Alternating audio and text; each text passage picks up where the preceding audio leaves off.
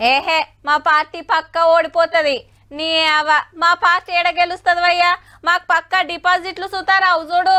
ఏ ఊకో కాక మాకెవడోట్లేస్తారే? మళ్ళోపర్ మా పని ఉత్తదే అవుతుందిల్లా. ఈ తాపగిన పల్టీ కొట్టుడు గ్యారెంటీ అని ఏ పార్టోళ్ళన్నా చెప్తారా అనబ్బా? లోపట మిటమిట ఎట్లున్నా మేమే గెలుస్తాం, మాదే పవర్ అని డైలాగులు దంచుతారు. గట్ల మాట్లాడితేనే కదా మరి కార్యకర్తలకు జోష్ వచ్చేది, పబ్లిక్ లో పతార పెరిగేది. ఇంకా ఊరిచ్చుడొద్దు గాని సీదా వార్తలకు పోదాం పండ్రి. వచ్చే అసెంబ్లీ ఎలక్షన్ల అంటే 2028 ఏ పార్టీ ఎన్ని సీట్లు గెలుస్తుందో ఎరికేనా? మేమేం సర్వే చేయలే గాని ఆ పార్టీ పెద్దలు చెప్తారు ఇనుండ్రిగా.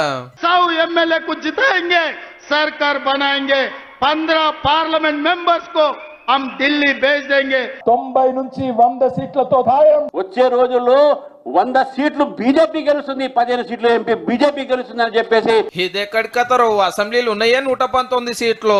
కానీ 3 పార్టీల ముఖ్యులు మాకు 100 వస్తాయి, మాకు 100 వస్తాయి, మాకు 100 పక్కా అని పట్టిరే. ఈ లెక్కన 300 సీట్లు ఉంటే గానీ 3 పార్టీల లెక్కలు సరిపోవు.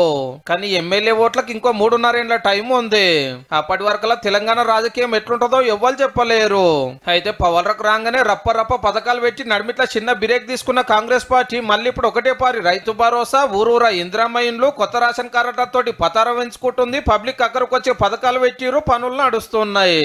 అసలు రువాడి ముంగట్నే ఉన్నది కాబట్టి మళ్ళీ మల్క అల్కగా గెలుస్తామని కాంగ్రెస్ పార్టీ వాళ్ళ గట్టి నమ్మిక. లేలే మాయిల్ వాడే మంచిగా ఉంది, ఓటర్లంతా మమ్మల్ని కోరుకుంటున్నారు అనేది బీఆర్ఎస్ మాట. కాకపోతే అధ్యక్షుల వారే ఫామ్ హౌస్ దాటలేడు, పబ్లిక్ లకు వస్తలేడు. ఇహే అట్లా కాదు, ఈ 2 పార్టీలకు ఇచ్చిన ఛాన్సులు అయిపోయినాయి, ఇక వచ్చేది డబుల్ ఇంజన్ సర్కార్ అని కమలం పార్టీ వాళ్ళు గట్టి ఆశతోటి ఉన్నారట.